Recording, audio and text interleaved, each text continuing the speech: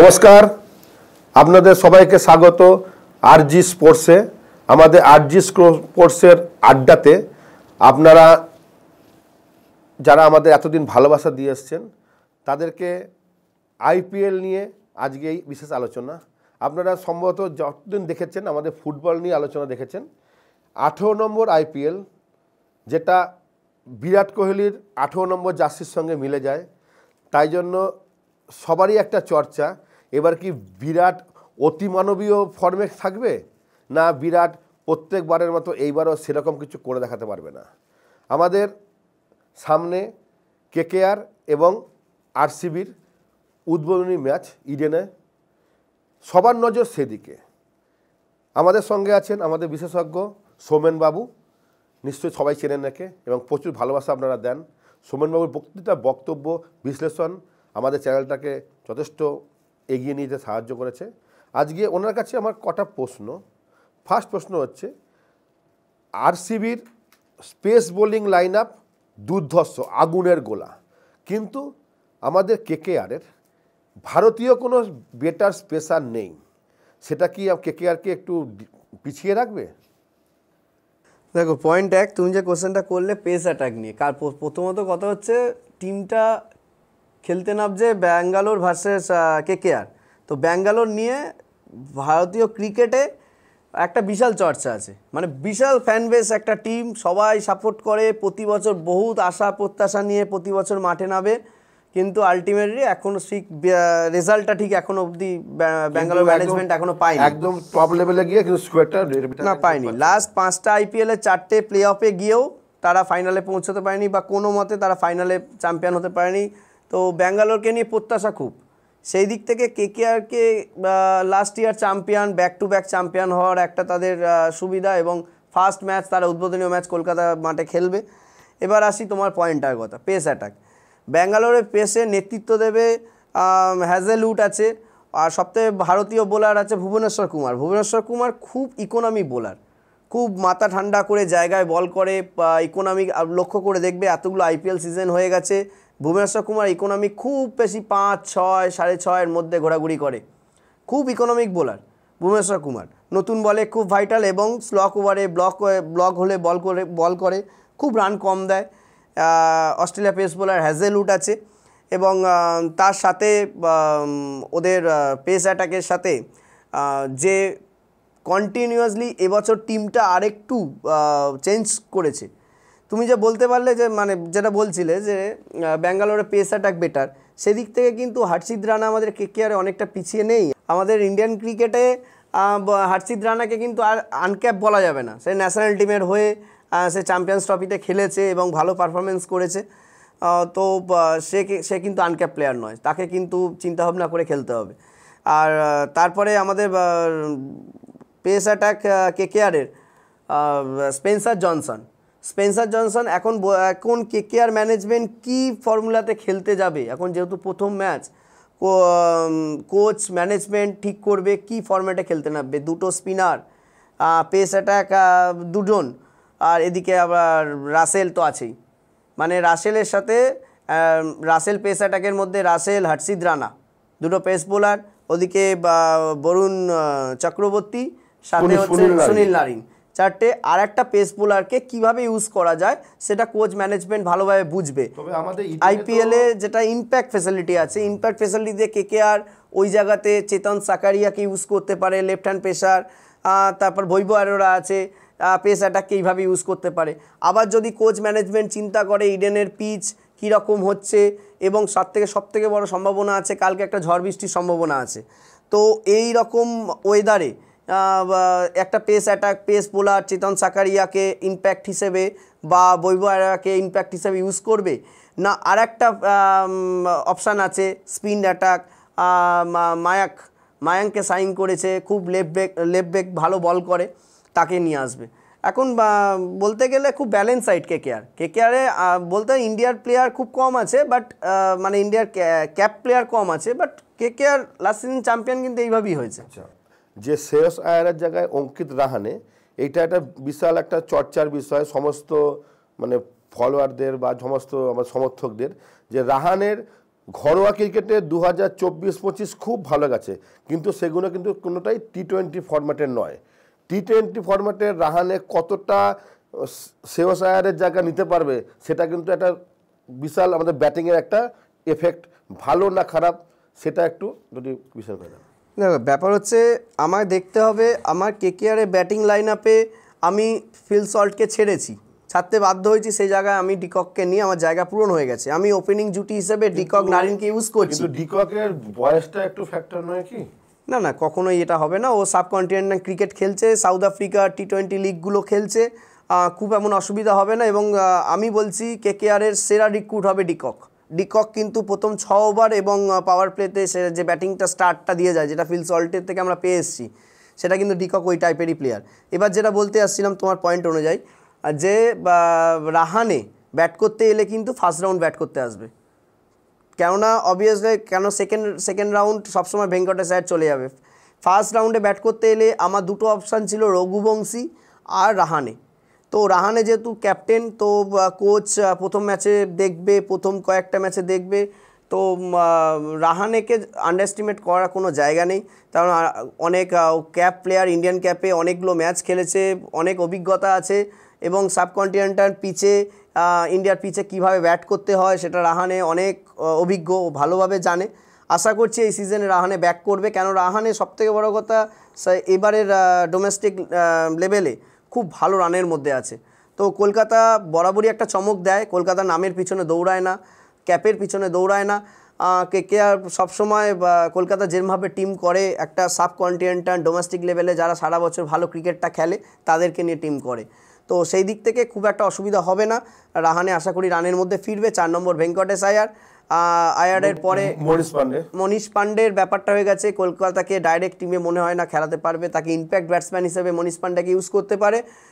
তারপরে রিঙ্কু সিং অ্যান্ড রাসেল, সাথে আর একটা আছে পাওয়ার হিটার ব্যাটসম্যান রাসেল পাওয়ালকে ইউজ করতে পারে। কখন আমি এটা ম্যানেজমেন্টের ওপর ডিপেন্ড করে।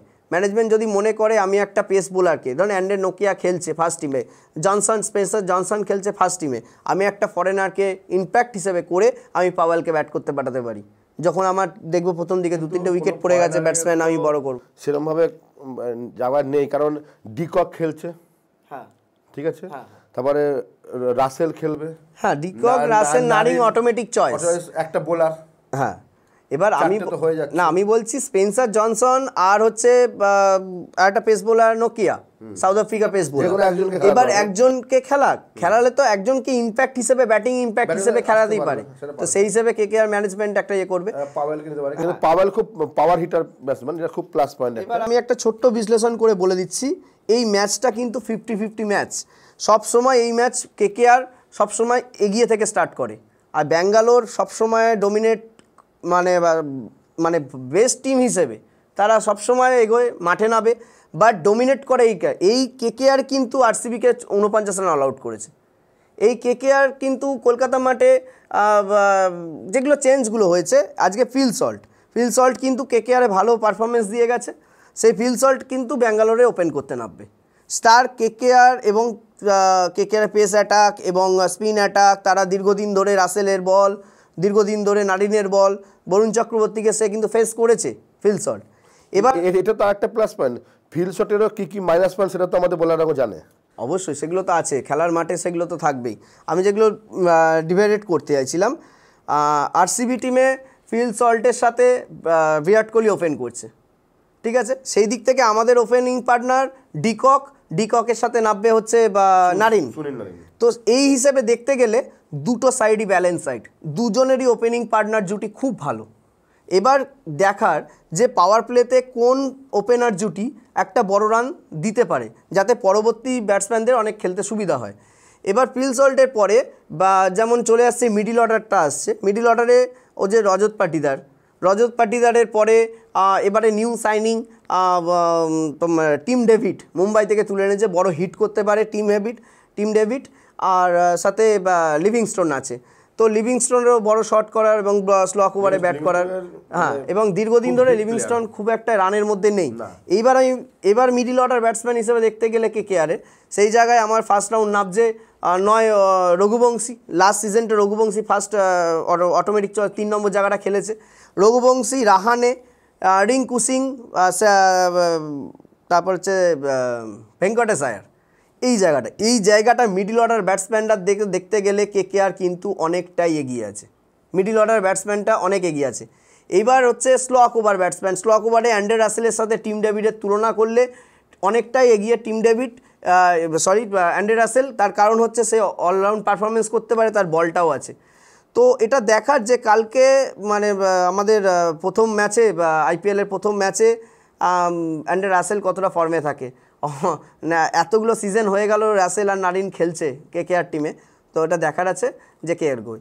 এবার বোলিং ডিপার্টমেন্টে আসতে গেলে কেকেআরের স্পিন অ্যাটাক এই টুর্নামেন্টের কিন্তু সবথেকে বেস্ট অ্যাটাক। কেন, বরুণ চক্রবর্তী ইন্ডিয়ান ন্যাশনাল টিমের হয়ে যে পারফরমেন্স মেলে ধরছে, বলাই যায় যে অশ্বিন চলে যাওয়ার পরে একটা ভালো অফ স্পিনার আর খুঁজে পাচ্ছিল না, কাকে খেলাবে না, কিন্তু সেই দিক থেকে বরুণ চক্রবর্তী নিজের জায়গাটা পাকা করে।